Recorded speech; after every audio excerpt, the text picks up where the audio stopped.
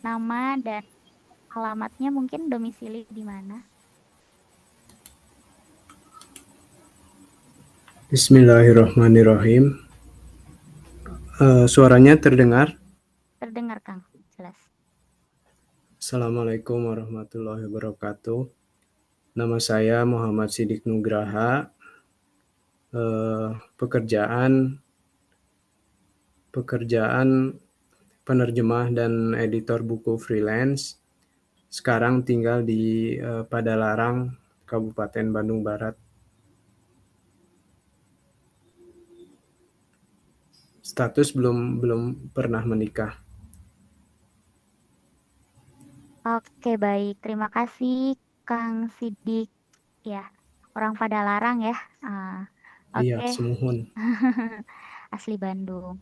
Oke, mungkin yang lainnya ada Kak. Terima kasih, Kang Sidik ya untuk Udah, perkenalannya. salam sulah. eh Selanjutnya, adakah yang mau kenalan lagi? Mungkin saya panggil ya. Di sini ada Kak Wafa. Kak Wafa, kalau bisa on cam, boleh ya, on cam semuanya. Biar kita bisa saling kenal gitu ya.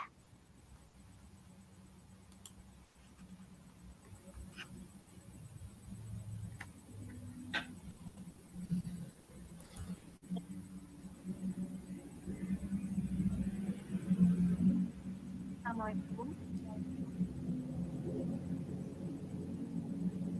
Ya, waalaikumsalam, Kak Wafa. Perkenalkan, nama saya dengan akun saya itu namanya Putri. Saya sekarang lagi tinggalnya di Cikarang. Mohon maaf, suaranya kurang jelas, Kak. Di Cikarang ya? Ya, saya lagi tinggal di Cikarang. Oh iya, baik. Terima kasih.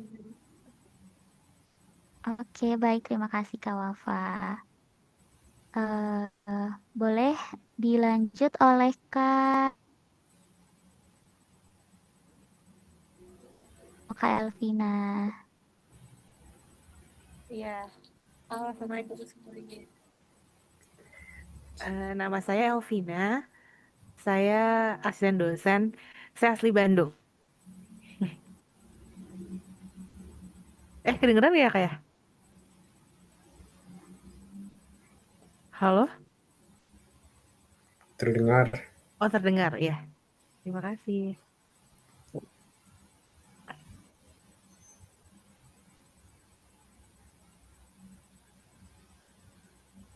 Kakaknya kehilangan koneksi kayaknya. Oke, baik Oh ya, udah. teman-teman. Oh Iya, ya, udah Kak. iya. Terima kasih Kak Alvina ya Ya, untuk sama-sama. perkenalannya. Oke, teman-teman, karena kita sudah menunjukkan jam 19.45 dan alhamdulillah untuk pemateri kita pada malam ini juga sudah hadir bersama kita di sini. Jadi untuk teman-teman semuanya, em, perkenalannya boleh mungkin dilanjut ya di kolom komentar untuk nama dan domisilinya di mana. Untuk selanjutnya kita akan buka dulu acara pada malam ini. Eh, kita buka sama-sama teman-teman semuanya. Bismillahirrahmanirrahim. Assalamualaikum warahmatullahi wabarakatuh. Waalaikumsalam warahmatullahi wabarakatuh. Oke, Alhamdulillahirabbil alamin. Atas segala puji bagi Allah yang telah mempertemukan kita semua di sini di acara yang insya Allah akan sangat bermanfaat ya pada malam ini di acara ngopi, ngobrol, pranikah Islami bersama Saung Ta'aruf gitu. Sebelumnya terima kasih juga kepada teman-teman semuanya yang sudah menyempatkan hadir pada malam ini, yang sudah meluangkan waktu untuk sama-sama kita belajar, untuk sama-sama kita sharing ilmu gitu ya, eh, mengenai ketika iman jadi mahar gitu ya. Kisah teladan kisah dari Ummu Sulaim dan Abu Tolhah bersama Kang Suhendi. Kayak gitu. Nah, Sebelumnya juga saya sedikit perkenalan mengenai Saung Ta'aruf ini. Saung Ta'aruf ini adalah organisasi atau majelis ilmu ya yang berfokus pada sosialisasi dan edukasi pranikah dan pasca nikah untuk masyarakat gitu. Program ini pun dihadirkan oleh Saung Ta'aruf bukan sekedar program sekali jadi ya teman-teman, bukan webinar atau seminar biasa aja yang satu arah, tapi harapannya menjadi program yang interaktif dan berkala gitu ya sebagai bentuk pembinaan dan pembimbingan kepada masyarakat. Ya gitu. Nah, oleh karena itu, teman-teman semuanya selamat datang ya yang sudah hadir di Circle Saung Ta'aruf ini. Semoga kita bisa jadi circle yang terus saling mengingatkan dan menguatkan gitu ya untuk seterusnya. Seperti itu teman-temannya. Dan ya alhamdulillah karena Kang eh, kita sapa-sapa dulu ya untuk Kang Suhendi. Apakah sudah ready, Kang? Insya Allah. Ya, alhamdulillah.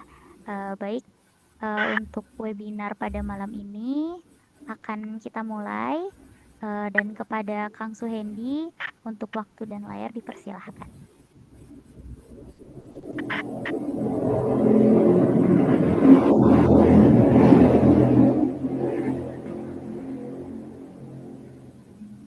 Terima kasih Bapak moderator. Sebelumnya izin saya mengaktifkan video karena di sini koneksi tidak baik. Jadi kalau misalkan video mau nyalain pada pada itu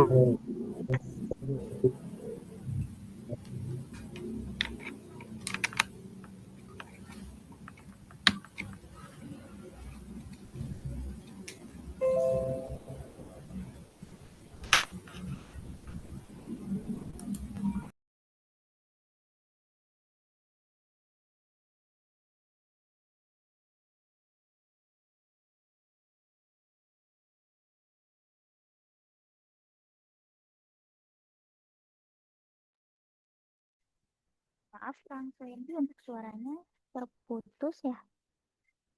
Sepertinya jaringan ya teman-teman.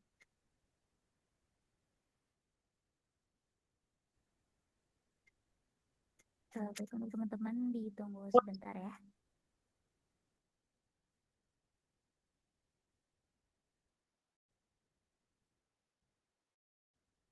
tadi sempat keluar ya Teh Hafira. Iya, Kang.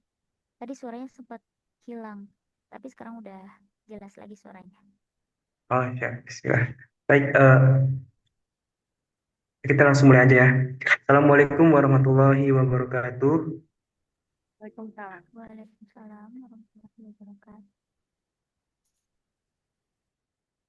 Alhamdulillah, alhamdulillahilladzi bi ni'matihi tatimmus shalat. Asyhadu an la ilaha illallah wahdahu la syarikalah wa asyhadu anna Muhammadan abduhu wa rasuluh. Allahumma shalli ala sayyidina Muhammad wa ala ali sayyidina Ibrahim wa ala ali sayyidina Ibrahim fil alamin innaka Hamidum Majid. Qala Allah Ta'ala fil Qur'anil Karim, a'udzu billahi minasy syaithanir rajim. Rabbi sholli sadri wa yassir li amri wahlul 'uqdatam min lisani yafqahu qawli. Amin ya rabbal alamin. Pertama-tama dan yang paling utama adalah kita panjatkan puji syukur kepada Allah Subhanahu wa taala yang mana pada malam ini kita masih diberikan kesempatan oleh Allah, kita masih diberikan nikmat oleh Allah, terutama nikmat sehat, nikmat iman, nikmat Islam, ditukar atau tidak bisa kita balas kecuali dengan bertambahnya atau kecuali dengan semakin kita menjadi manusia yang bertakwa. Tidak ada harapan yang Allah inginkan dari kita, yaitu kecuali menjadi orang-orang yang bertakwa. Salawat serta salam marilah tak lupa kita curahkan kepada Nabi besar Muhammad Sallallahu Alaihi Wasallam, pada para sahabatnya, keluarganya, hingga pengikutnya sampai akhir zaman dan selanjutnya yang mendapatkan syafaatnya kelak di yaumil akhir. Amin ya rabbal alamin.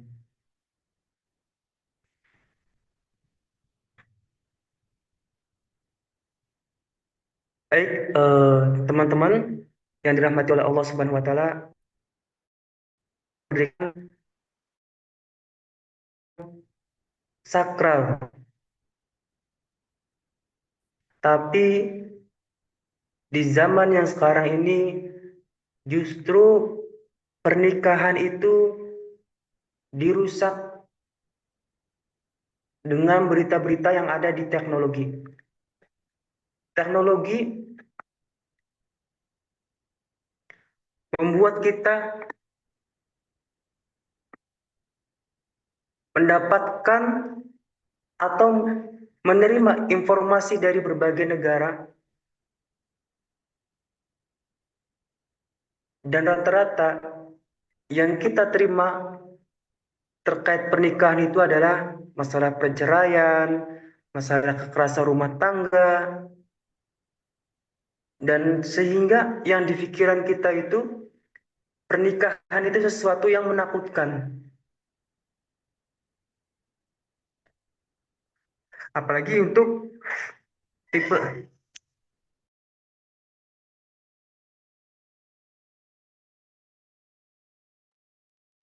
apalagi untuk tipe-tipe orang yang dia adalah tipe pemikir. Dia menjadi insecure, overthinking, karena informasi-informasi yang kita dapatkan dari teknologi. Bagaimana tidak, habit yang kita bangun dari setiap bangun tidur, terus dimulai dari di tempat kerjaan atau tempat sekolah, semuanya kita tidak terlepas dari gadget. Bangun tidur, subuh, selesai sholat, kita pun langsung membuka gadget, melihat-lihat informasi. Nah,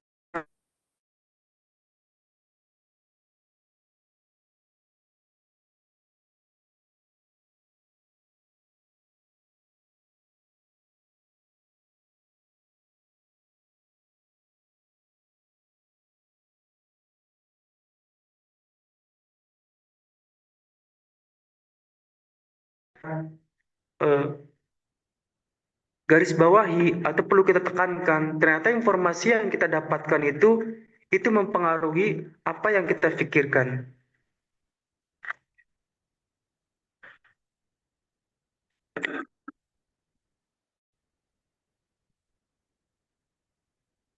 Makanya penting teman-teman untuk mulai menyerap setiap informasi yang teman-teman dapatkan. Baik, itu hanya sebatas pembuka terkait informasi, dan semoga teman-teman di sini bukan termasuk orang-orang yang takut akan pernikahan. Mungkin berita yang kita dapatnya agak, tapi belum kita dapatkan gitu, belum kita terima. Nah, pada malam hari ini izinkan saya untuk membahas terkait salah seorang sahabiah, wanita mulia yang insya Allah dijamin surga oleh Allah Subhanahu wa taala, yaitu kisah Ummu Sulaim, wanita yang maharnya adalah Islam. Siapa sih Ummu Sulaim itu? Kita sekarang sampai pada pembicaraan seseorang wanita yang berakal, yang Allah karuniakan, Allah kumpulkan dalammu pemahaman, keikhlasan, ketulusan, kemuliaan, dan keberanian. Dia adalah seorang wanita yang keimanannya masuk ke dalam hatinya yang bersih dan jernih. Hal itu semenjak dia pertama kali mendengar kandungan kitabullah dan sunnah Rasulullah. Wanita tersebut ikut mendampingi Rasulullah dan banyak terjun ke medan peperangan. Dia pun merupakan seseorang yang khusyuk dalam beribadah, penyabar, periwayat hadis, dan yang memiliki kedudukan. Dan dialah sosok yang dilihat oleh Rasulullah di surga. Masya Allah.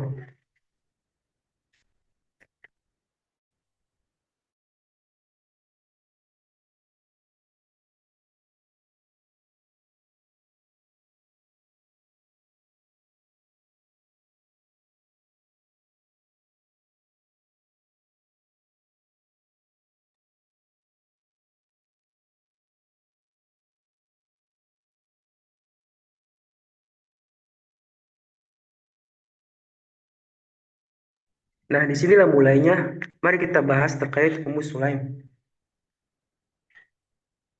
Tatkala munculnya berita tentang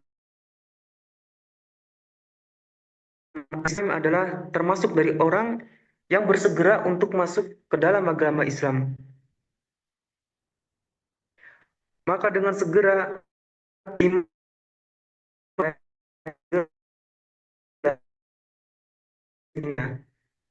Islam telah memenuhi hati dan raganya. Suaminya adalah Malik bin Nazir dan anaknya adalah Anas bin Malik. Suaminya ini adalah seseorang yang suka berpergian. Tak kala dia kembali dan mengetahui kabar keislaman istrinya, dia sangat marah kepada istrinya dan memintanya untuk menikah dan tetap memegang agama nenek moyangnya. Tetapi Musulaim, dia tetap keras menolak untuk meninggalkan agama nenek moyangnya dan tetap berada pada agama Islam.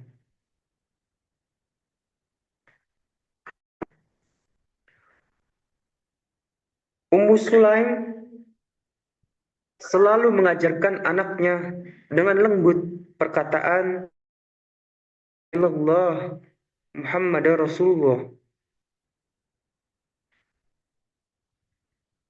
Lalu anaknya melakukannya. Kemudian ayahnya berkata kepada Ummu Sulaim, "Janganlah kamu merusak anak ini." Kemudian, "Aku tidak membuat suatu kerusakan." Maka suaminya merasa marah terhadap Ummu Sulaim dan dia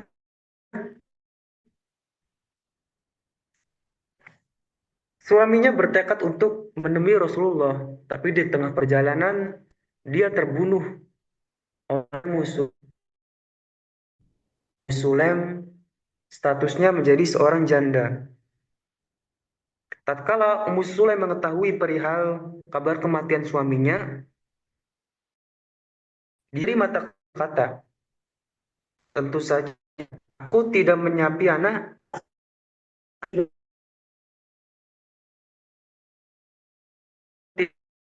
Anas yang langsung menyuruhku untuk menikah. Maksudnya apa? Jadi Ummu Sulaim itu merasa bersyukur ketika suaminya meninggal, mengetahui kabar suaminya meninggal. Dan dia bertekad bahwasanya dia tidak akan menikah kecuali anaknya lah yang langsung menyuruhnya untuk menikah.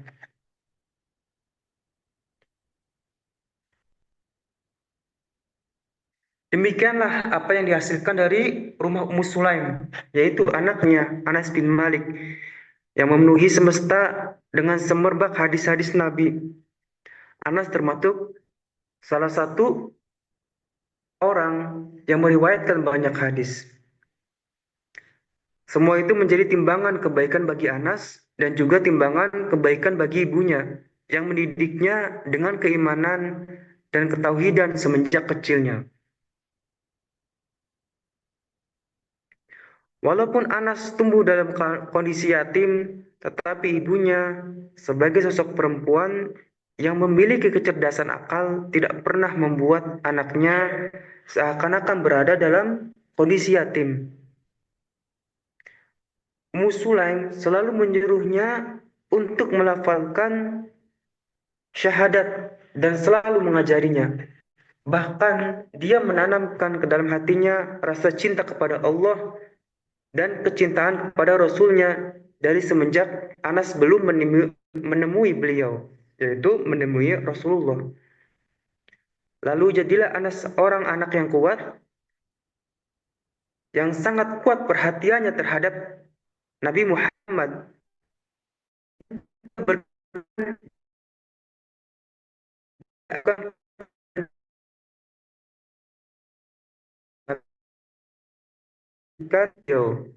Masya Allah. Jadi poinnya apa?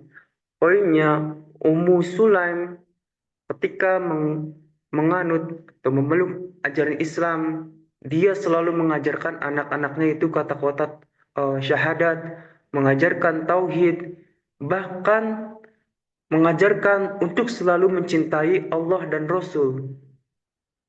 Dan itu dilakukan sebelum Anas itu bertemu dengan Rasul. Sampai-sampai Anas pun berkeinginan untuk melakukan perjalanan dengan Nabi. Artinya apa? Dia tidak ingin lepas dengan Nabi, sembari memperhatikan dan senantiasa mengiringi beliau.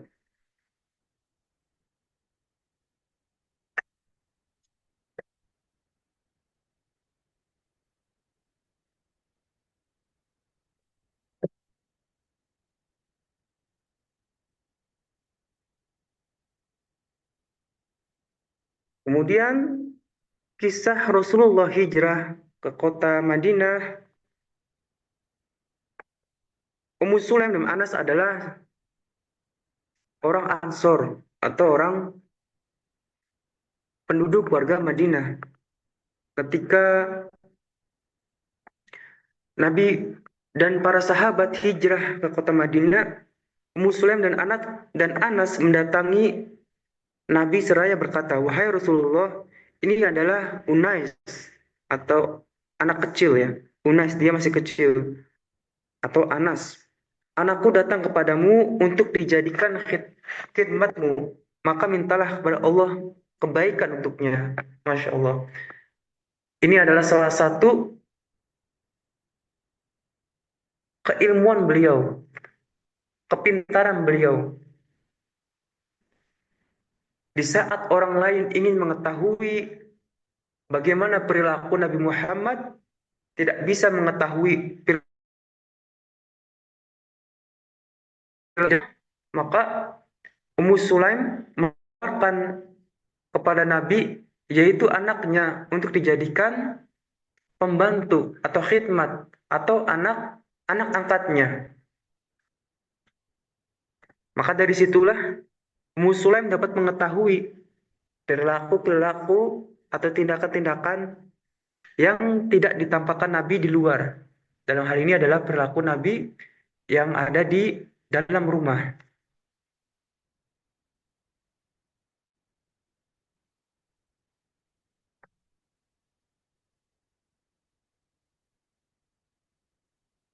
Di sini diriwayatkan bahwasanya merupakan suatu kehormatan besar jika mampu berkhidmat melayani Nabi Muhammad, karena dirinya dapat menyertai beliau dan mempelajari akhlaknya, mendapatkan petunjuk dan semua hal darinya yang mendatangkan keberkahan. Maka demi Allah, inilah yang namanya kehormatan di dunia dan sekaligus akhirat.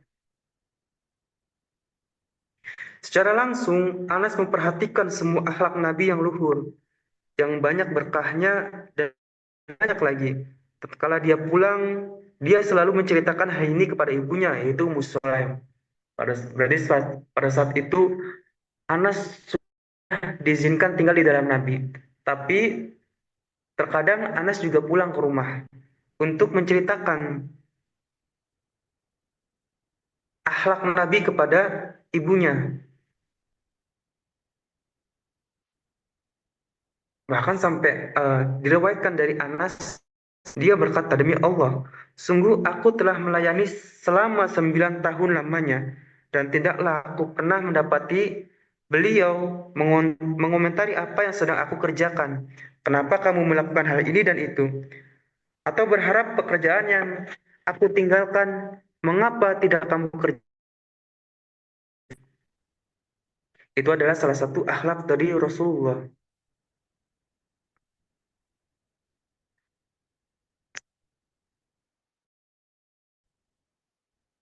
Dan bahkan ketika ketika Anas mendapatkan sesuatu yang disampaikan oleh Rasulullah, kemudian Anas pulang kepada ibunya, kembali kepada ibunya.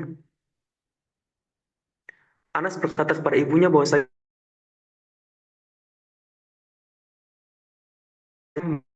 apa perkataan ibunya adalah maka janganlah kamu beritahu rahasia ini.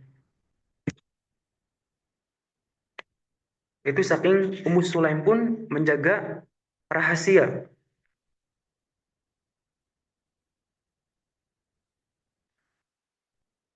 Ummu Sulaim adalah sosok perempuan yang bersegera untuk mengajarkan perintah-perintah Allah dan perintah-perintah Rasulullah, dan segera menjala perkara yang beliau larang.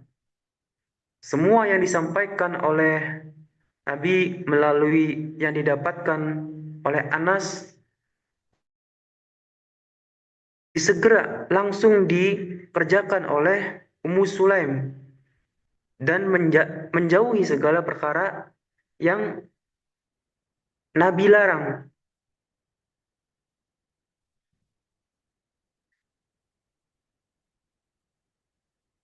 Bahkan kedudukan Ummu Sulaim di hati Rasulullah itu diriwayatkan dari Anas, dia berkata, Rasulullah tidak pernah merumah seseorang wanita selain daripada istrinya, terkecuali tatkala memasuki rumah Ummu Sulaim. Lalu ditanyakan kepada beliau perihal itu, lalu beliau bersabda, sesungguhnya aku adalah orang yang mengasihinya. Saudaranya telah terbunuh saat melaksanakan tugas dariku. Jadi ternyata Nabi itu ada suatu kebiasaan selain menetap di rumah istri-istrinya, Nabi pun mengunjungi rumah Ummu Sulaim. Terus kemudian Nabi ditanya oleh para sahabat, kenapa engkau melakukan itu? Bahwasanya sesungguhnya aku adalah orang yang mengasihinya. Kenapa Nabi mengasihi Ummu Sulaim? Karena saudaranya telah terbunuh saat melaksanakan tugas dariku. Siapa saudaranya? Yaitu saudara laki-lakinya yang bernama Haram bin Milhan, seorang sahabat Nabi yang ikut serta dalam peristiwa Perang Badar dan Uhud, dan gugur peristiwa Bir Maunah pada tahun keempat Hijriah. Terus apa yang dilakukan Nabi ketika di rumah Ummu Sulaim?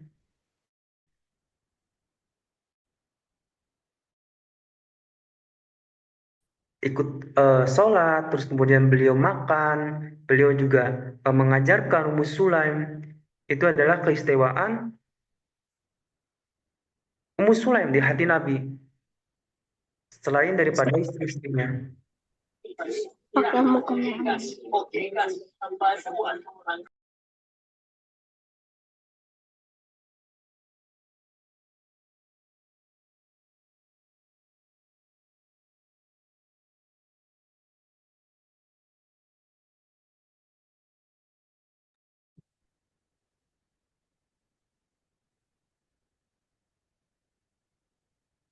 Diriwayatkan dari Anas, dia berkata bahwasanya Nabi masuk ke rumah Ummu Sulaim, kemudian Ummu Sulaim menghidangkan kurma dan minyak samin. Lalu beliau bersabda, simpan lagi kurma dan minyak samin yang kalian miliki pada tempat semula, karena aku sekarang sedang berpuasa. Kemudian beliau, Nabi, berdiri di pinggir rumah, kemudian melaksanakan sholat sunnah bersama kami, dan mendoakan Ummu Sulaim beserta keluarganya. Ummu Sulaim berkata, wahai Rasulullah, bahwasanya aku memiliki satu keistimewaan kecil. Beliau bertanya, apakah itu? Dia menjawab, pelayanmu Anas. Tidakkah ia mengerjakan kebaikan akhirat atau kebaikan dunia, kecuali ia pasti mendoakan bagimu dengannya. Kemudian beliau berdoa, ya Allah, rezekikanlah untuknya harta dan anak, dan berilah keberkahan padanya. Itu Masya Allah. Itu berkat doa dari Rasulullah. Anas selalu berkata, sungguhnya aku adalah orang Ansor yang paling banyak hartanya, karena selalu didoakan oleh Nabi. Anakku Aminah menceritakan kepadaku bahwasanya keturunanku, sini keturunan Anas, hingga kedatangan Hajjaj ke Basrah telah mencapai 129 orang. Itu adalah karena berkat Nabi Nabi Muhammad SAW.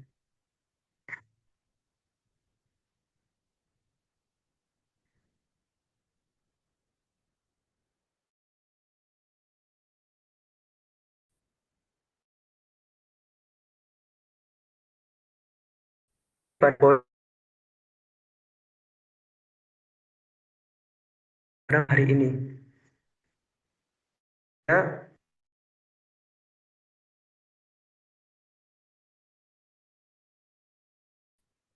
kejadian Ummu Sulaim ini, kepintarannya, kepandaiannya, kecerdikannya, di saat orang lain tidak bisa mengetahui isi yang di dalam rumah, beliau malah menyuruh anaknya untuk berkhidmat kepada Rasulullah, sehingga beliaulah orang pertama yang tahu terkait perilaku Rasulullah di dalam rumah. Akhirnya berita ini tersebar. Semua manusia selalu membicarakan ketakjuban dan kemuliaan pada sosok Anas dan ibunya. Nah, berita ini lalu kemudian terdengar beritanya kepada Abu Tolhah.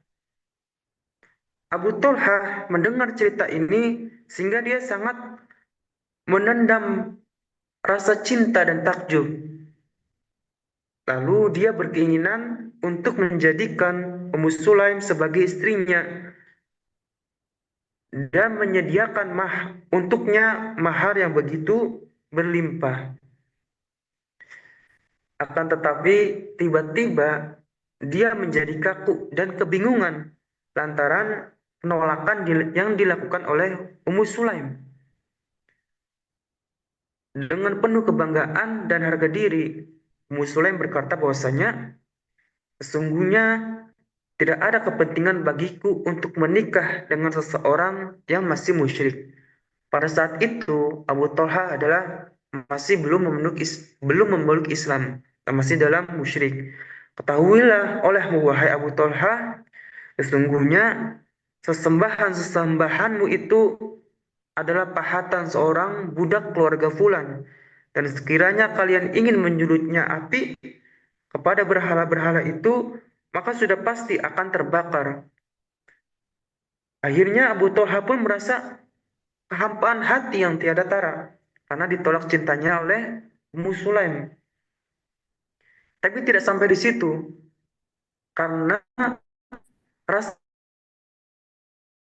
takjubnya kepada Ummu Sulaim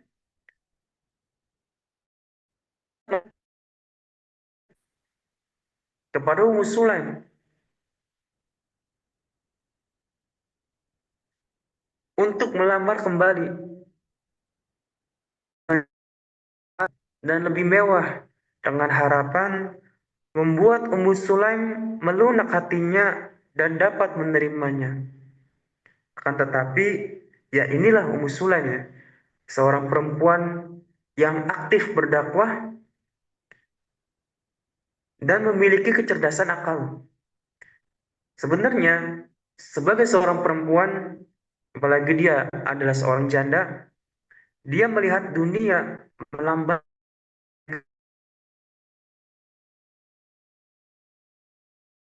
harta, jabatan, dan suami gitu. Hanya saja keimanan Ummu Sulaim telah terbegitu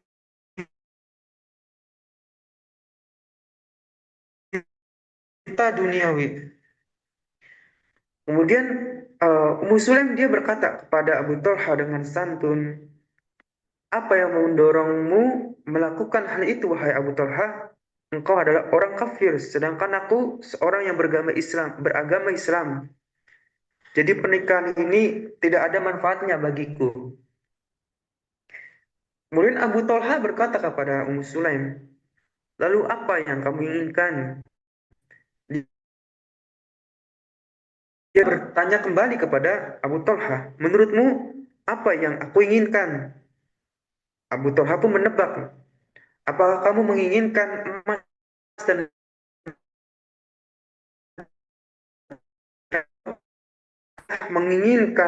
dan perak? Yang aku minta hanyalah keislamanmu. Dia bertanya, Abu Talha bertanya kepada Ummu Sulaim. Dia menjawab, caranya dengan menemui Rasulullah, kemudian lalu dia pergi untuk menemui Rasulullah yang sedang duduk bersama dengan para sahabat. Di saat melihatnya, beliau bersabda, telah datang kepada kalian Abu Talha, yang nampak uratan wajahnya ingin memeluk Islam.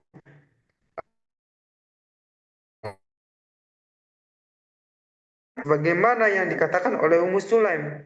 Dan akhirnya Abu Talha bisa menikahinya dengan keislamannya.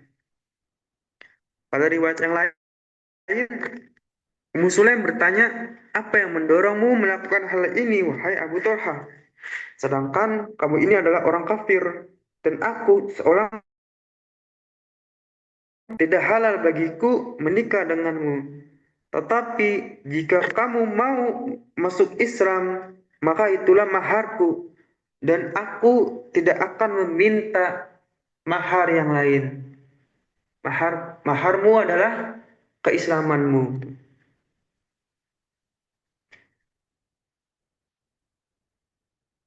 Ini adalah perkataan atau kalimat yang murni keluar dari lubuk hatinya Ummu Sulaim, dan nampak pada kehidupan nyata bahwasanya Ummu Sulaim tidak menginginkan harta. Yang beliau inginkan adalah kecintaannya pada Ummu Sulaim benar-benar tertancap kokoh di dalam hatinya, karena dia bukan seorang wanita yang suka tergoda dengan berbagai kesenangan.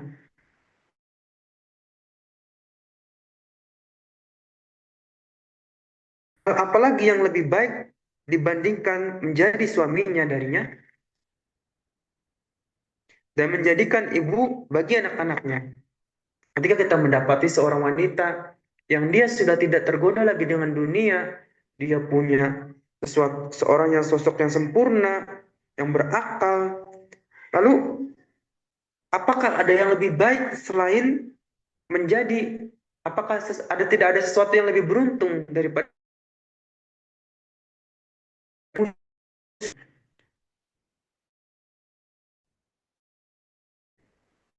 seorang ibu dari anak-anaknya?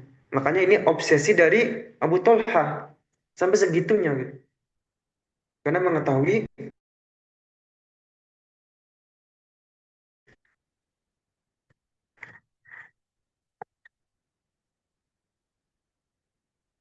baik. Mungkin itu sesi pertama di pembahasan ini. Nanti kita akan lanjut ke sesi kedua. Saya kembalikan lagi kepada moderator.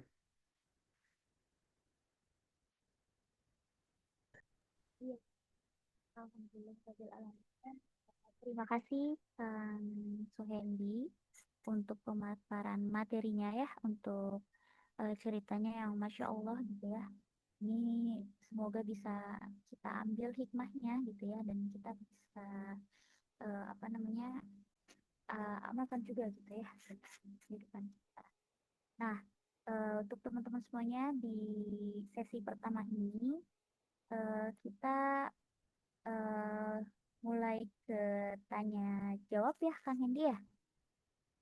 Jadi untuk teman-teman barangkali ada yang mau tanyakan, itu boleh ya untuk raise hand atau di kolom komentar. Siap. Silahkan kepada teman-teman semuanya. Ada yang mau ditanyakan, didiskusikan, ya terkait dari yang sudah disampaikan oleh Kang Suhendi.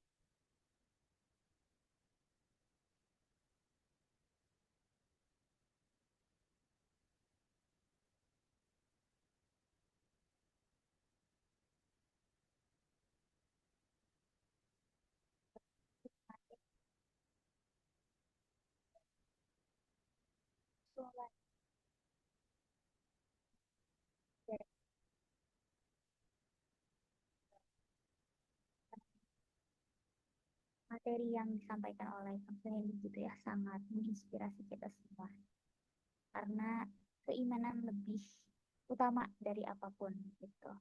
Nah, boleh nih barangkali ada teman-teman yang merasa apa namanya ada mungkin ada yang relate gitu ya dengan kehidupan dengan pengalamannya dengan yang pernah dialami oleh teman-teman semuanya atau ada yang mau ditanyakan juga terkait tentang materi tadi ya boleh silakan untuk raise hand.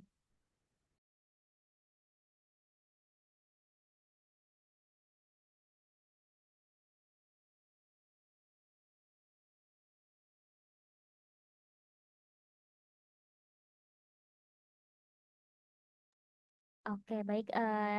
Mungkin sebelum teman-teman ada pertanyaan, boleh apa namanya? Ada diawali mungkin ya dari saya. Ini ada pertanyaan juga nih, Kang. Eh, ada pertanyaan seperti ini, Kang. Yang pertama itu pertanyaannya, menurut Kang Hendi, kira-kira bisa disebutkan atau dijelaskan lebih terperinci lagi nggak mengenai sikap apa saja nih yang ada pada diri Ummu Sulaim sehingga itu bisa menjadi teladan gitu ya bagi kita muslimah masa kini yang sedang yang sedang menanti jodoh nih. Pun mungkin dengan Abu Tolhahnya ya yang barangkali bisa jadi teladan juga nih untuk para ikhwan. Nah, seperti itu mungkin Kang Andi untuk pertanyaan pertama mungkin ya. Ini barangkali dari teman-teman juga ada yang apa namanya yang ditanyakan lagi nanti boleh ya untuk raise hand atau eh, ditulis di kolom komentarnya.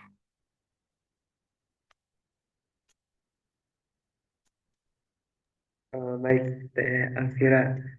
Apa sih yang bisa kita ambil dari tauladan kisah Ummu Sulaim dan Abu Toha? Yang pertama adalah terkait Ummu Sulaim ya. Dari POV perempuannya dulu atau laki-lakinya dulu nih? Eh, boleh Kang dari POV laki-laki mungkin ya. Oke. Misalkan dari POV-nya laki-laki ya. Eh, dari saya memposisikan sebagai Abu Tolha. Kenapa saya sangat terobsesi banget dengan Ummu Sulaim atau pelajaran apa yang bisa saya ambil pada sehingga memilih untuk Ummu Sulaim. Hal ini penting ya. Penting banget kita prioritaskan di dalam memilih seorang calon istri, maka prioritas yang pertama itu adalah bagaimana keimanannya atau bagaimana adalah perilakunya. Dalam hal ini, perilaku Ummu Sulaim itu udah digambarkan dan dijelaskan itu baik, bagus. Kemudian dia orang yang berakal, orang yang cerdik, orang yang pintar, dan itu menjadi dambaan bagi seorang laki-laki bahwasanya Ummu Sulaim itu adalah seorang yang dicari gitu untuk menjadi seorang istri dan dia layak untuk mendidik buat anak-anaknya nanti. laki-laki. Paling prioritas atas itu adalah bagaimana perilakunya dia, bagaimana keislamannya dia, bagaimana akhlaknya dia gitu. Kemudian dari POV perempuannya nih, dari Ummu Sulaim ketika mencari sosok calon imam. Maksudnya ketika kita bicara harta, kita memang perlu sih harta untuk menjalankan hidup di dunia. Tapi yang Ummu Sulaim butuhkan itu bukan itu gitu. Karena Ummu Sulaim ngerasa harta pun eh, ada gitu, bisa mencari gitu, bisa dicari. Seorang itu adalah Islamnya. Balik lagi ya, berarti pada dasarnya semuanya sama sih. Yang prioritas adalah akhlaknya, Islamnya, ketakwaannya, bagaimana sikapnya. Makanya Ummu Sulaim tidak menerima meskipun maharnya emas dan perak. Karena selagi dia masih musyrik, masih belum menganut agama Islam. Buat apa emas dan perak? Kalau misalnya satu saat ya dia tidak berislam gitu, maka sia-sia rumah tangga ini gitu. Berbeda dengan orang eh, zaman sekarang ya. Ya nggak apa-apa lah gitu, beda agama yang penting kaya, nanti bisa diatur lah. Tapi pada kenyataannya akhirnya dia sendiri yang nanti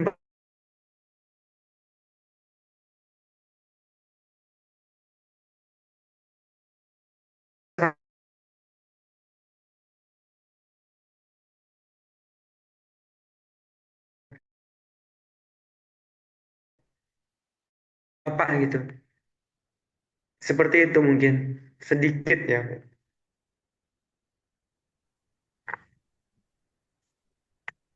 Ya, baik. Terima kasih Kang Hendy ya untuk jawabannya. Jadi betul ya Kang untuk ya yang jadi utama itu memang keimanan ya. Jadi apa namanya? Buat apa tadi harta banyak gitu ya. Tapi kalau keimanannya belum ada gitu ya. Jadi mau seperti apa masa depan pernikahan kita gitu ya. Baik, terima kasih Kang Hendy.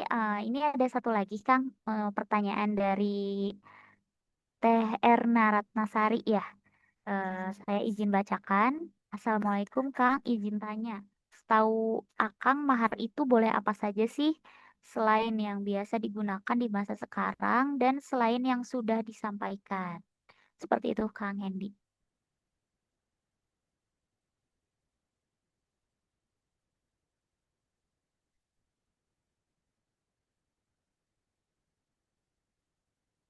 Eh, Halo Kang Hendy? Oh iya, Ya, iya, iya. ada pertanyaannya. Ya. Jika kita melihat dari kisah Ummu Sulaim, maka Ummu Sulaim itu seorang wanita yang tidak mempersulit dalam hal mahar. Mahar itu apa sih mahar? Mahar itu ya sesuatu yang wajib ya. Wajib yang diberikan oleh mempelai pria kepada wanita. Sebagai apa? Sebagai tanda kasih sayang, sebagai tanda kesayang dan bentuk penghormatan yang mencerminkan tanggung jawab calon suami itu ya terhadap keluarga yang akan dibina.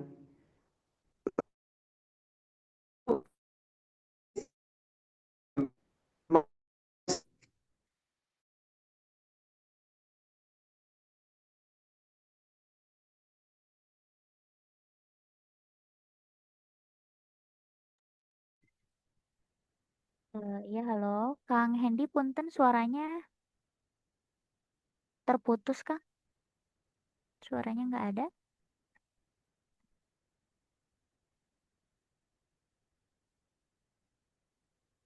Tidak masalah.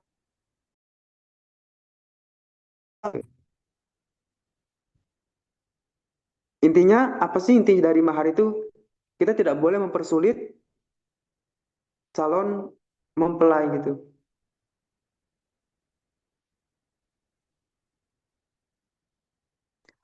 Adapun terkait materi mahar nanti akan dibahas untuk materi lengkapnya ya, nanti akan dibahas di sesi sekolah pranikah nanti yang akan diadakan oleh saudara. Itu sih paling yang bisa disampaikan. Oke, baik, terima kasih Kang Hendy untuk penjelasannya. Begitu Teh Erna untuk jawabannya ya. Bagaimana? Apakah sudah jelas?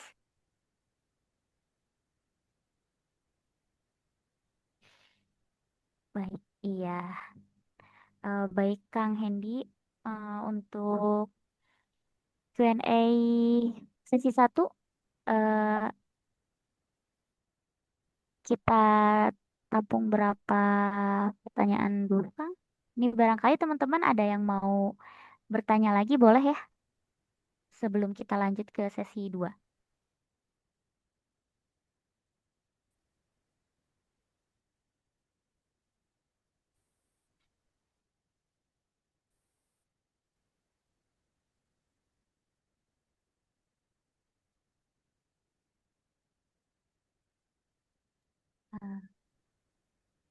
Oke, barangkali mungkin sudah cukup ya Kang untuk pertanyaan di sesi satu. Oh, ada satu lagi Kang, ini ternyata yang nanya ya dari Muhammad Miko. Kalau mahar itu bagaimana? Bagaimana gimana nih Kang Niko? Mungkin boleh diperjelas lagi ya untuk pertanyaannya.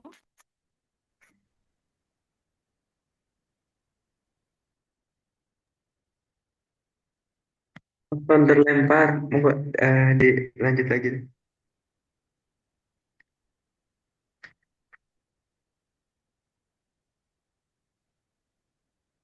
Kalau mahar itu bagaimana untuk calon istri?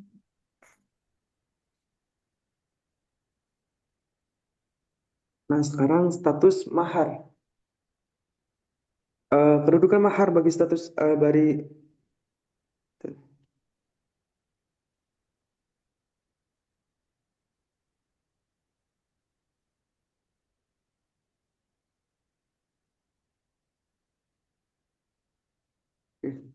sekarang kebalikannya ya. Hmm, Bagaimana mahar bagi status istri? Maksudnya gimana nih? Boleh disampaikan lagi tadi pertanyaannya? Iya, barangkali Kang Niko boleh disampaikan lebih jelas lagi ya untuk pertanyaannya. Mungkin boleh raise hand biar disampaikan secara langsung juga boleh ya Kang.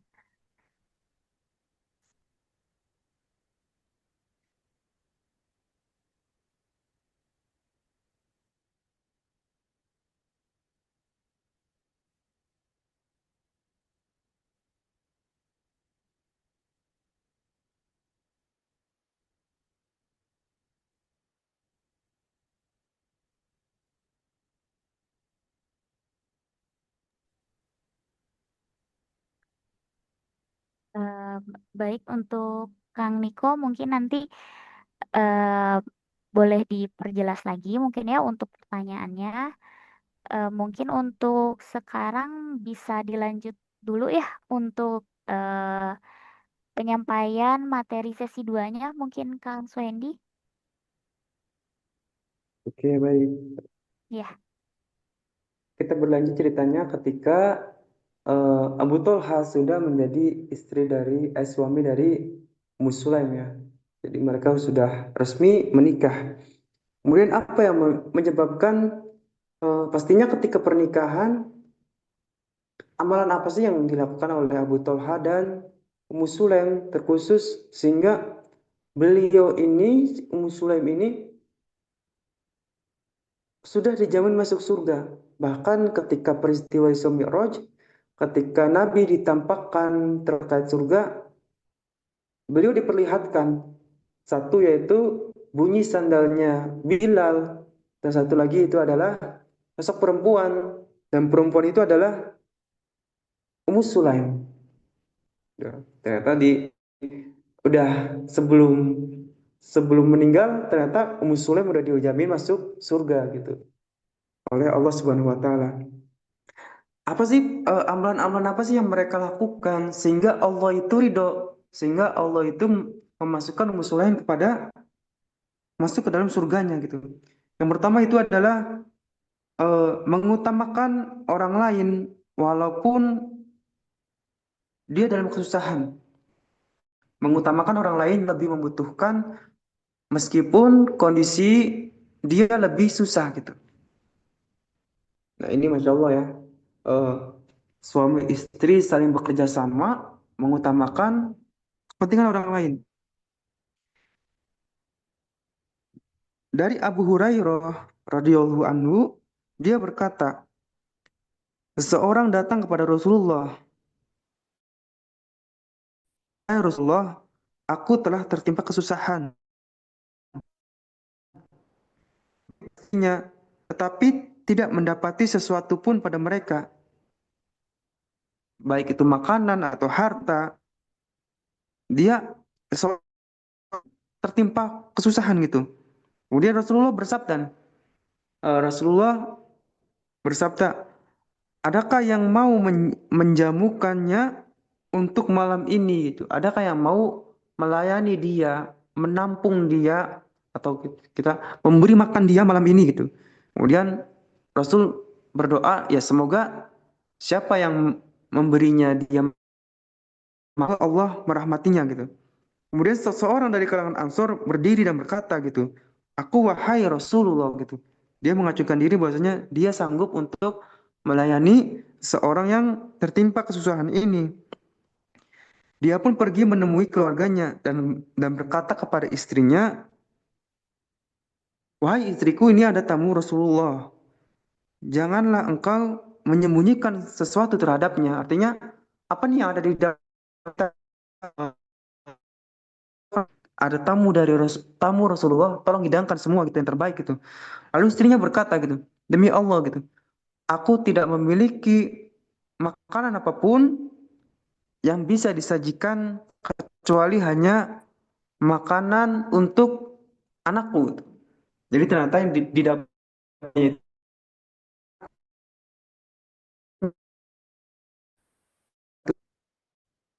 jika anak-anak ingin makan malam, maka tidurkanlah mereka. Masya Allah ya. Dan matikanlah lentera serta malam. Dan istrinya pun karena istri yang soleh langsung menaati perintah suaminya gitu. Padahal dia punya stok makanan maksud untuk anak. Tapi justru anak-anaknya ketika minta makan disuruh tidur. Bagaimana caranya untuk tidur gitu? Stok makanan yang untuk anaknya ini justru diberikan kepada tamu gitu. Menyuruh istrinya dan menyuruh dia sendiri untuk menahan perutnya gitu. Menahan perutnya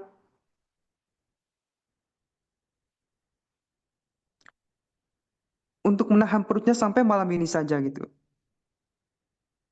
Dan ketika orang tersebut datang pagi-pagi kepada Rasulullah,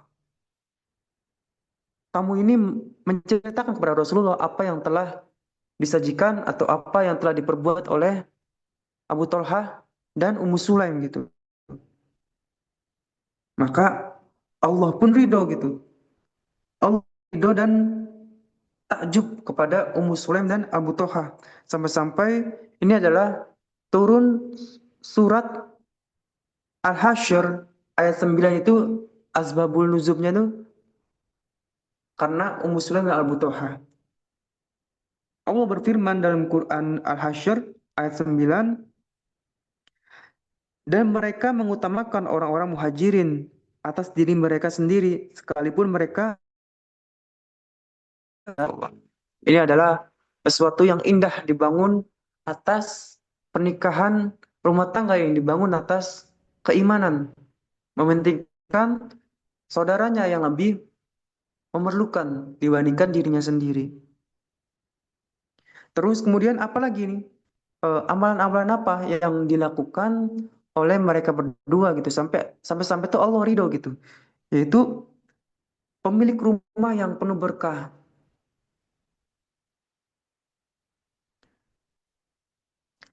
Di sini diriwayatkan bahwasanya rumahnya itu selalu disemayami dengan keberkahan. Bagaimana caranya keberkahan ini dapat memenuhi setiap sudut rumahnya? Dari Abu Thalha dia berkata, aku masuk ke dalam masjid, lalu wajah Rasulullah mengisyaratkan rasa lapar. Lalu aku keluar mendatangi Ummu Sulaim dan berkata, wahai Ummu Sulaim, sungguh aku mengetahui raut wajah Rasulullah yang mengisyaratkan rasa lapar. Maka apakah padamu terdapat sesuatu makanan yang bisa disajikan untuk Rasulullah? Lalu dia menjawab, aku makan dengan telapak tangan. Kemudian aku katakan kepadanya, buatkanlah makanan itu dan hidangkanlah. Lalu aku mengutus Anas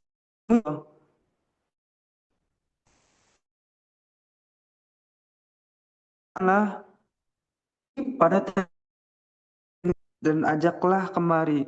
Tatkala Anas menemuinya, Rasulullah bersabda, lelaki ini datang dengan membawa kebaikan. Rasulullah berkata lagi,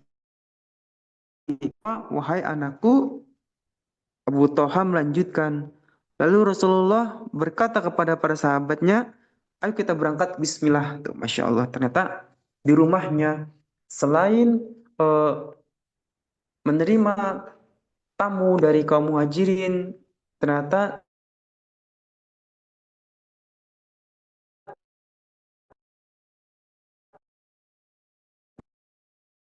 ini adalah makanan.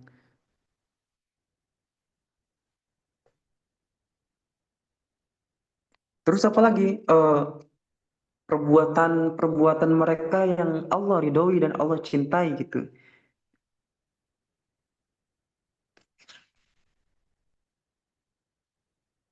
Selalu bersabar dan merasa cukup gitu. Ummu Sulaim bersama Abu Thalha telah hidup dalam kebahagiaan yang tidak akan bisa digambarkan sampai dikaruniakan seorang anak dari pernikahan ini yang dinamai dengan Abu Umair. Dia tumbuh menjadi seorang anak yang elok. Nah, eh, ceritanya Abu Thalha ini adalah suka bepergian. Dari pernikahannya dengan Ummu Sulaim, dia dikaruniai satu anak bernama Abu Umair. Akan tetapi ketika Abu Thalha melakukan perjalanan, ternyata anaknya ini mengalami sakit keras sehingga meninggal dunia.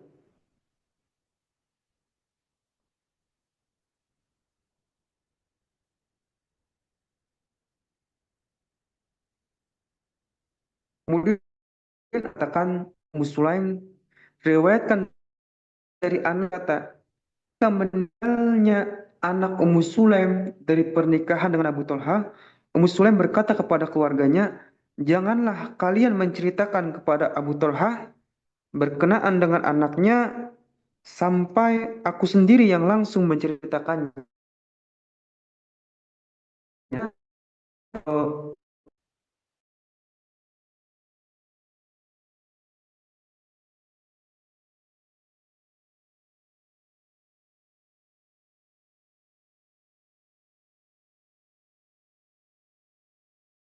Dan minum.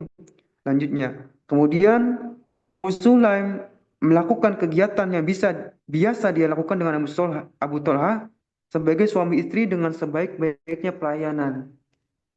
Ketika Abu Thalha pulang dari perjalanannya, eh, nyampe rumah Isya, kemudian makan, sampai kemudian Ummu Sulaim berhias.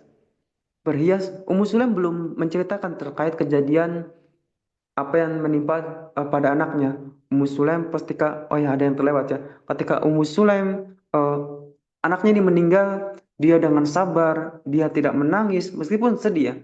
Dia tetap kuat mengkafani sendiri, memandikan sendiri, mengkafani sendiri, lalu mengubur sendiri.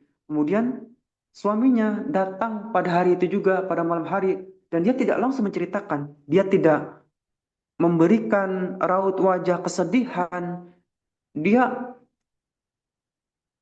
layaknya seorang istri, dia mengutamakan suaminya, dia menjamu suaminya, memberi makan, dan memberikan pelayanan terbaik, sampai dia Ummu Sulaim ini berhias dan sampai melakukan hubungan suami istri gitu.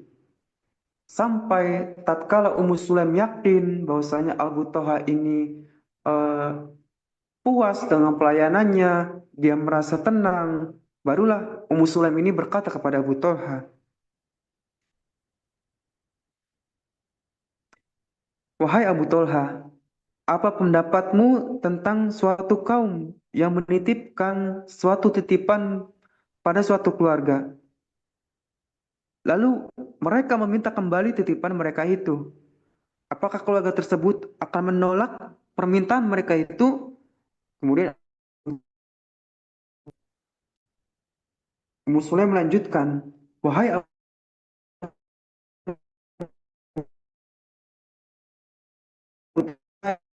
kamu bangga anakmu yang merupakan titipan dari Allah telah meninggal dunia." Kemudian lantas Anas melanjutkan, "Lalu Abu Thalha, inna lillahi wa inna ilaihi roji'un." Aku ikhlas, aku ridho dengan apa yang oleh diambil oleh Allah, diberikan oleh Allah dan diambil lagi oleh Allah. Kemudian Abu Thalha marah. Marahnya kenapa? Marahnya kenapa tidak disampaikan ketika pertama kali datang ke rumah. Marahnya di situ sih. Bukan, dia merasa seharusnya sebagai seorang ayah dikabarin dulu gitu. Jadi bisa langsung menengok kuburannya. Tapi ternyata enggak gitu. Nah, itu ternyata kemudian keesokan harinya Abu Thalha menceritakan hal ini kepada Rasulullah Shallallahu Alaihi Wasallam. Kemudian Rasulullah mendoakan mereka gitu. Semoga Allah memberkahi kalian berdua pada malam-malam sebelumnya. Kemudian setelah itu Ummu Sulaim pun kemudian mengandung kembali anak. Diriwayatkan di sini jumlah anak dari Ummu Sulaim dengan Abu Thalha itu berjumlah 9 orang. Dan semuanya itu telah menghafal Al-Quran. Masya Allah. Itu adalah buah dari kesabaran, keikhlasan, dan merasa cukup. Allah berikan sembilan.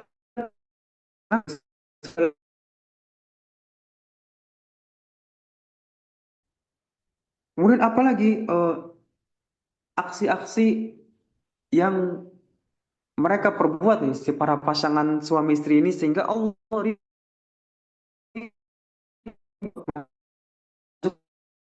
aksi yang berikutnya adalah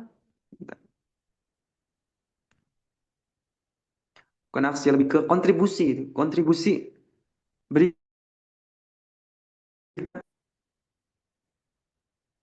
aksi jihadnya di jalan Allah. Selain mereka jihad berdakwah melalui Anas dan sebagainya, ternyata mereka berdua pun terlibat mengikuti perang-perang dengan Rasulullah. Di sini banyak ya perang-perangnya gitu, Masya Allah. Perang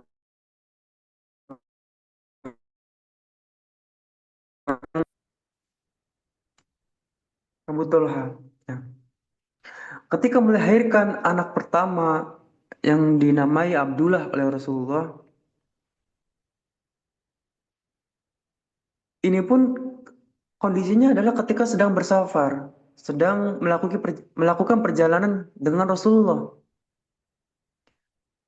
Ini adalah cita-cita daripada Ummu Sulaim dan Abu Thalha ketika bisa bepergian mendampingi Rasulullah. Pada saat itu, merasa kontraksi ketika perjalanan, dan Abu Thalha pun mengetahui hal itu. Tapi karena tidak ingin karena akibat kontraksi ini akhirnya Abu Talha ini menyuruh Ummu Sulaim untuk menahan. Masya Allah. Bagaimana pendapat kalian ketika sudah kontraksi di perjalanan, tapi kata suaminya suruh menahan agar tidak mengganggu Rasulullah. Tahan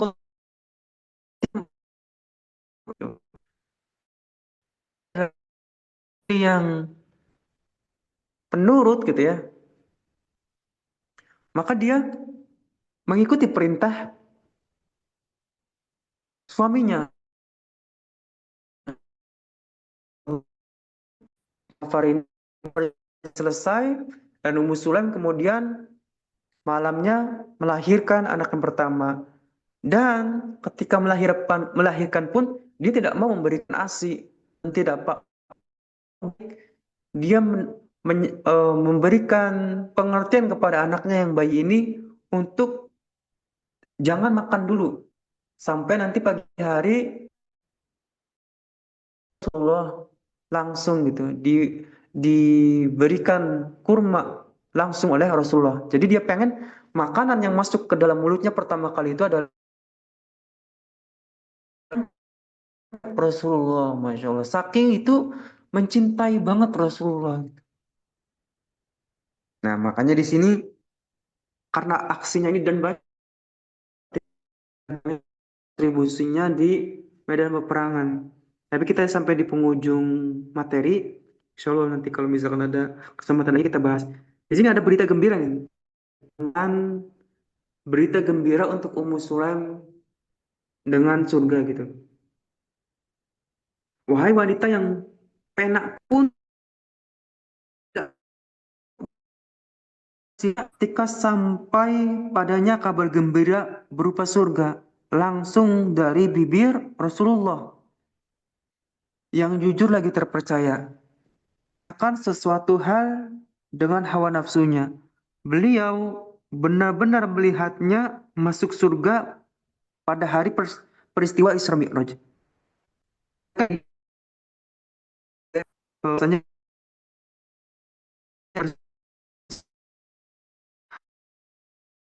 berarti istrinya Abu Tolha. Kemudian aku mendengar suara gemerisik di depanku. Ternyata itu adalah suara terompah Bilal.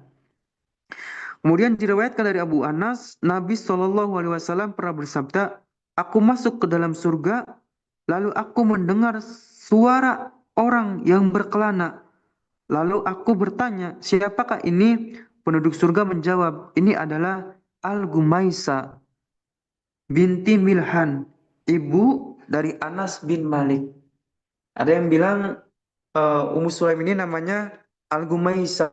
Ada juga banyak sih nama-namanya itu.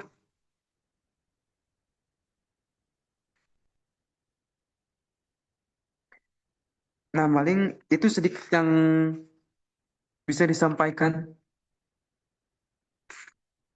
Semoga bermanfaat.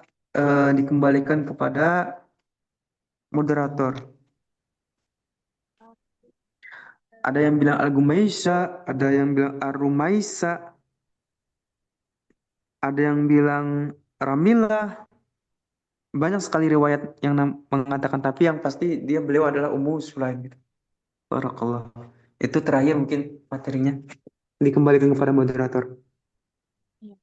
Baik, terima kasih Kang Suhendi untuk pemaparan materinya ya, yang Masya Allah begitu menginspirasi ya kisahnya Ummu Sulaim dengan Abu Tolhah ini gitu ya. Banyak sekali pelajaran yang bisa kita ambil, yang bisa kita harapannya bisa kita aplikasikan juga ya gitu ke kehidupan kita sehari-hari agar kita juga bisa mendapatkan cintanya Allah gitu ya, ridhonya Allah Subhanahu wa taala. Nah, eh untuk sesi 2 ini boleh teman-teman kita buka ya sesi Q&A-nya. Barangkali ada pertanyaan-pertanyaan terkait materi tadi sesi 2 yang sudah disampaikan oleh Kang Hendi, boleh disampaikan lewat kolom chat ataupun raise hand ya. Nah, ini sudah ada pertanyaan juga Kang Hendi. Ini pertanyaan dari Kak Muhammad Miko ya tadi direvisi pertanyaannya. Pertanyaannya bagaimana nih menyikapi perbedaan pendapat dalam masalah agama di rumah tangga? Seperti itu Kang Hendi untuk pertanyaan dari Kak Muhammad Miko.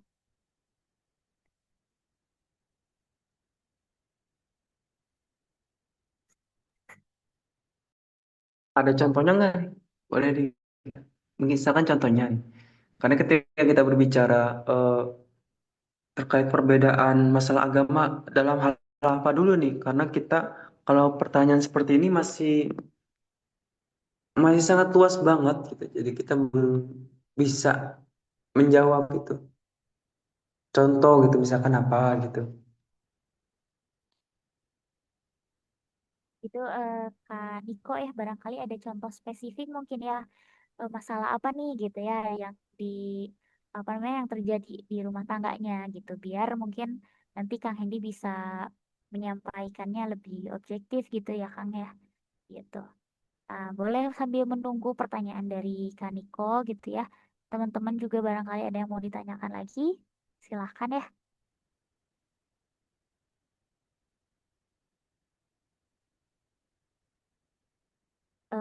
Sama oke.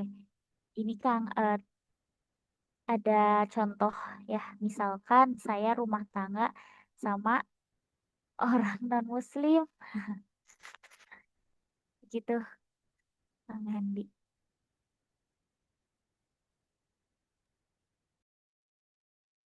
Masya Allah.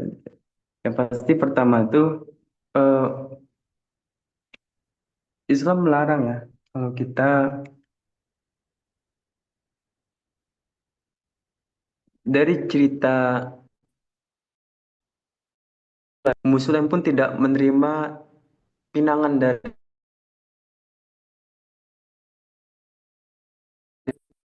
Muslim. Makanya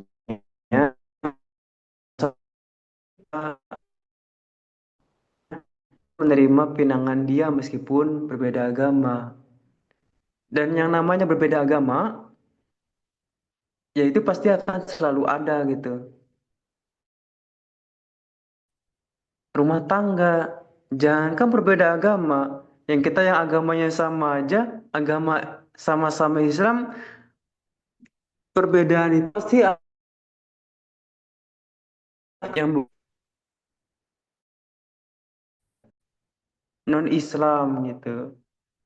Perbedaannya bagaimana menyikapinya? Menyikapi yang seperti apa?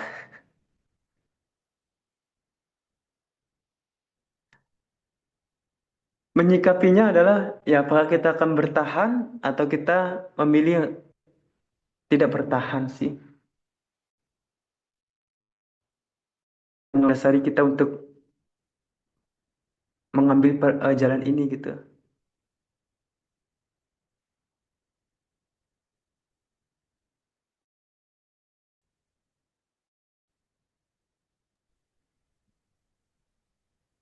Hmm, Terima kasih Kang Hendi ya untuk jawabannya. Barangkali Kak Niko sudah jelas juga ya untuk eh, jawabannya. Mungkin nanti kalau ada yang tidak masih ada yang mau ditanyakan lagi boleh disampaikan saja di kolom komentar. Selanjutnya Kak Hendi, ini ada pertanyaan juga ya dari Kak Wafa. Pertanyaannya, ya Masya Allah, kisah Ummu Sulaim sangatlah menginspirasi untuk para perempuan di zaman sekarang ya, terkhususnya untuk saya. Nah, kiat-kiat menjadi Ummu Sulaim di era zaman modern ini secara ingin menjadi istri yang solehah di zaman sekarang itu sangat sulit. Oke, baik. Ini lebih ke merespon ya, Kak Wafa. Nah, ini betul ya, Kak Wafa. Sangat menginspirasi ya kisahnya Ummu Sulaim ini terkhusus untuk di era zaman sekarang ya, yang ya Masya Allah ini akan jadi tantangan mungkin ya bagi kita sekarang gitu ya. Bagaimana kita bisa berjuang, bisa menjadi seperti Ummu Sulaim ini kita. Nah, ada pertanyaan lagi nih Kak Hendy terkait tadi ya yang di sesi pertama sebetulnya yang membahas tentang mahar. Em, ada pertanyaannya itu eh, ini ada titipan pertanyaan juga, bagaimana nih Kak, bagaimana menghadapi keluarga atau lingkungan yang masih menuntut mahar dan pesta pernikahan yang berlebihan gitu. Ini eh, sekarang kan mungkin di beberapa wilayah atau misalkan di beberapa budaya mungkin ya masih masih menganggap bahwa pernikahan itu harus em, diadakan dengan pesta yang besar misalkan atau mahar yang tinggi juga gitu ya. Nah, itu bagaimana tuh Kak Hendy untuk menyikapi hal seperti itu? Ya. Kalau kami ya, kami diajarkan oleh Ustadz Abu Zaki terutama karena kami juga sama ikut dari kelas pranikah beliau juga. Kami selalu yang penting sah. Itu yang ditanamkan kepada kita. Nikah itu yang penting karena yang namanya resepsi kan wajib nikah. Jadi resepsi pun iya nikah akan tetap sah gitu. Nah, bagaimana ini gitu. Ini memang ini masalah lebih ke masalah pendidikan. Maksudnya apa? Jadi eh, masalah ini tidak bisa dihilangkan dari masyarakat. Kan ini udah jadi fenomena. Pertama itu yang teman-teman harus eh, teman-teman harus ketahui bahwasanya yang namanya resepsi ini eh, itu merupakan suatu budaya, suatu keadaan di masyarakat yang tidak bisa kita hilangkan. Lalu bagaimana? Ya akan dikembalikan lagi kepada orangnya. Makanya di sini materi pendidikan, materi edukasi itu adalah sesuatu yang penting.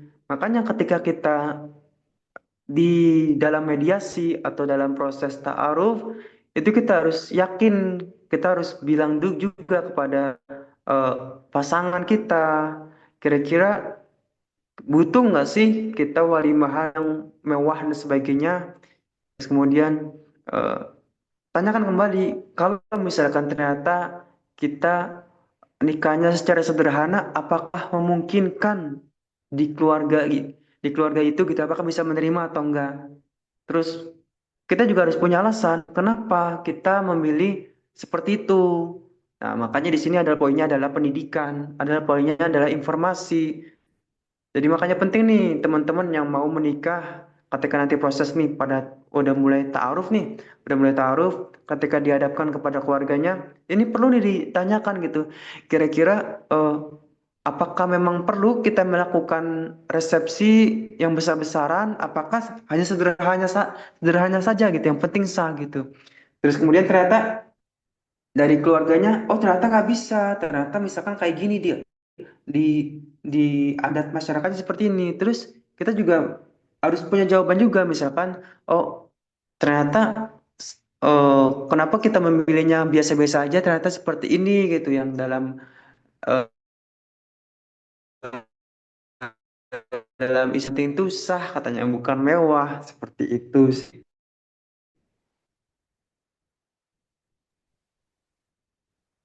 Pada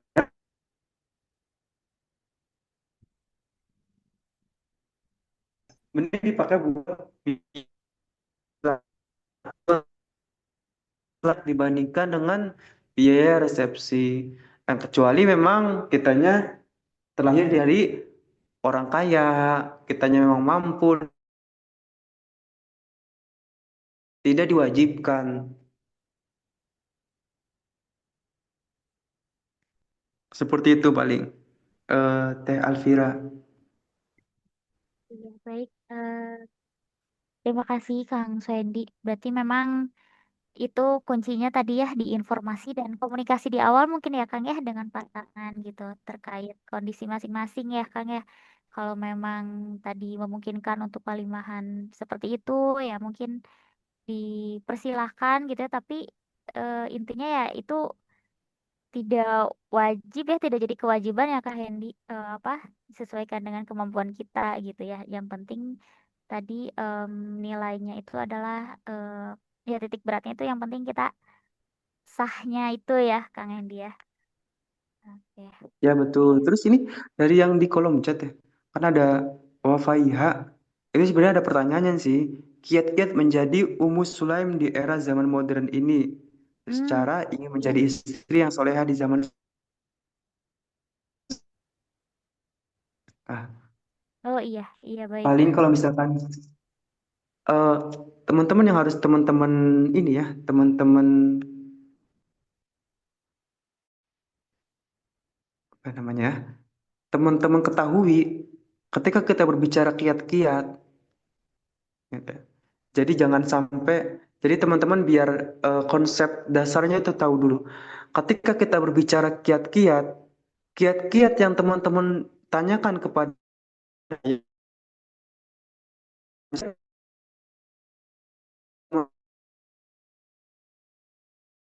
artinya kiat-kiat itu mungkin akan mendapatkan misalkan satu, oh ternyata jawabannya misalkan, oh merajut ke sini nih. Semuanya itu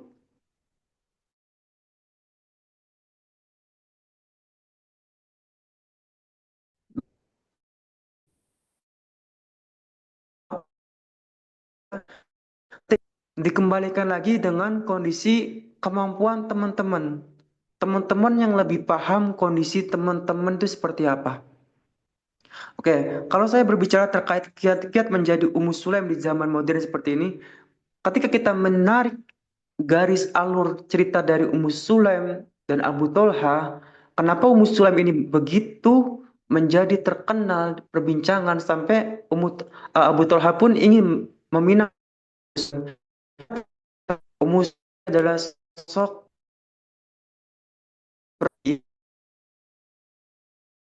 yang sabar, sosok perempuan yang selalu ikhlas, dan sosok perempuan yang terus memperbaiki diri, terus untuk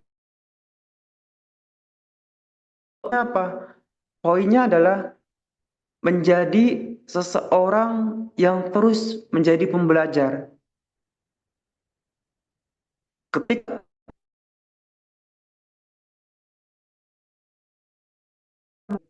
kita memantaskan diri untuk menjadi hamba Allah, maka Allah pun akan mencarikan pasangan terbaik sesuai dengan apa yang kita butuhkan, bukan apa yang kita inginkan.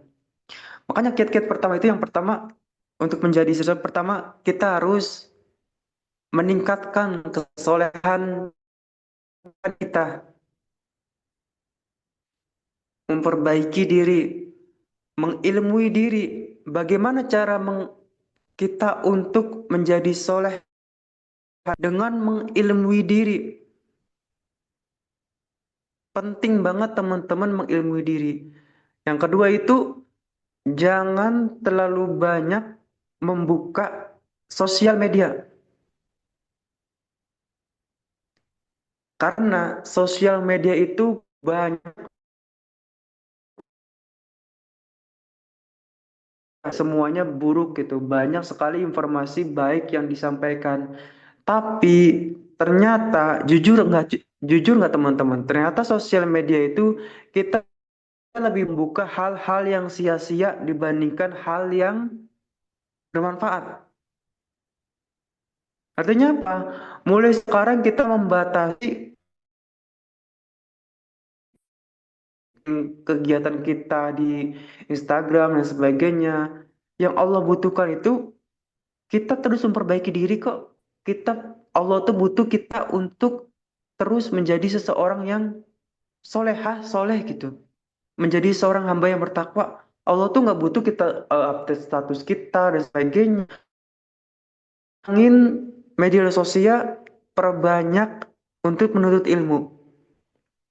Dan insya Allah, janji Allah, barang siapa yang menuntut ilmu, maka akan mudahkan jalan menuju surga. Seperti itu. Jadi tidak ujuk-ujuk tiba-tiba ada surga. Tapi Ummu Sulaim pun proses. Kenapa menjadi seperti itu? Karena terus untuk belajar dari Rasulullah. maka cukup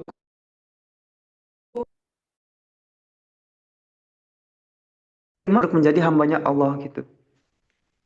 Itu sih poin itu aja sih. Kalau terlalu banyak mungkin khawatir eh, terlalu banyak dan tidak bisa kita lakukan gitu. Poin itu aja yang semoga teman-teman bisa istiqomahkan gitu.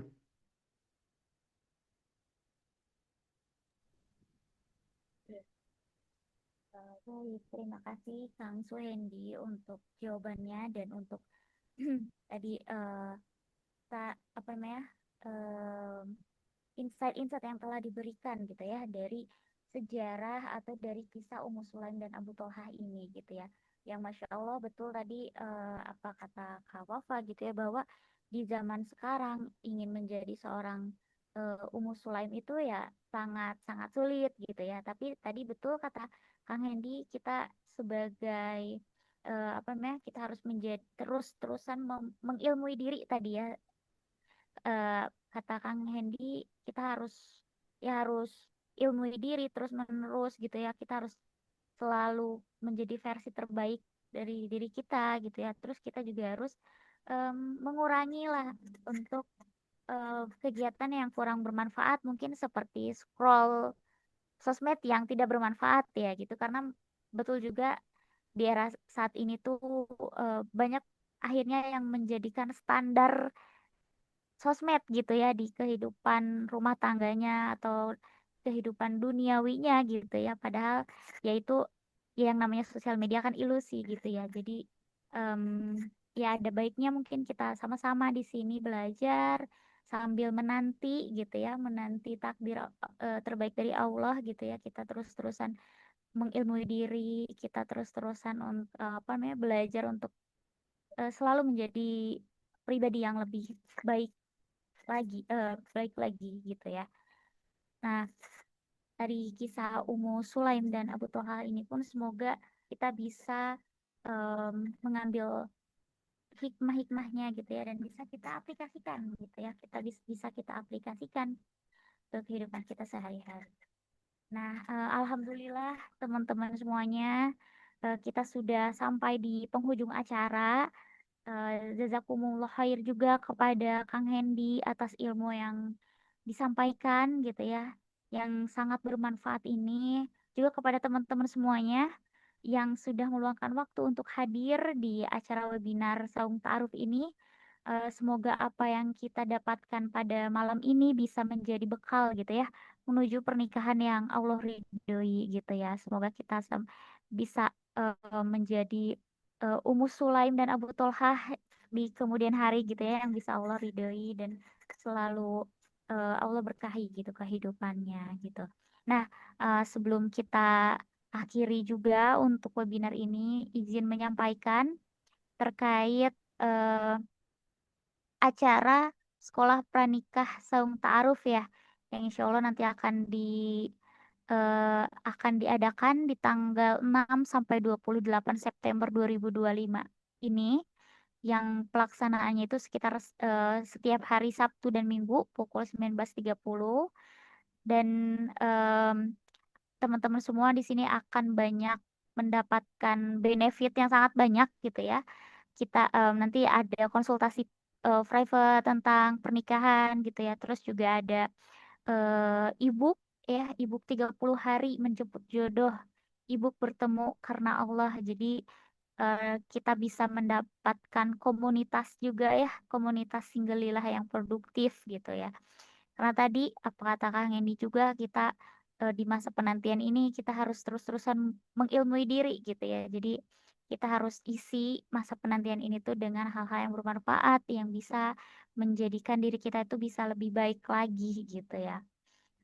Nah, nanti mungkin akan disampaikan juga ya oleh, nah ini ya udah ada di screen.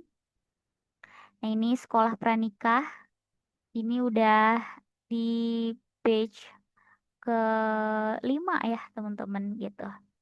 Ya, insya Allah nanti untuk info lebih lanjutnya bisa bisa ditanyakan ke admin ke yang di grup ya mungkin teman-teman semua. Terus ini juga kita ada registrasinya juga di list pranikah ST gitu. Jadi teman-teman semuanya eh, semoga kita bisa di masa penantian ini tidak pernah bosan gitu ya untuk belajar, untuk mencari ilmu gitu, agar kita bisa dipertemukan juga gitu ya dengan pasangan kita yang sama-sama baik juga gitu ya, karena kan jodoh itu cerminan diri gitu. Jadi ketika kita ingin mendapatkan jodoh yang baik, tentunya kita juga harus menjadi pribadi yang baik kayak gitu teman-teman. Eh, ya alhamdulillah kita juga sudah eh, ada di akhir acara gitu ya. Jadi saya sebagai moderator dan em, Kang Hendi sebagai pemateri, kami mengucapkan terima kasih kepada teman-teman semuanya yang sudah ikut di webinar ini. Mari kita tutup acara ini dengan doa kifaratul majelis.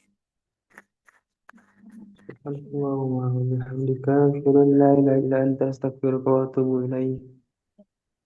Mohon maaf apabila ada salah-salah kata dari kami dan dari kaum ta'aruf gitu ya.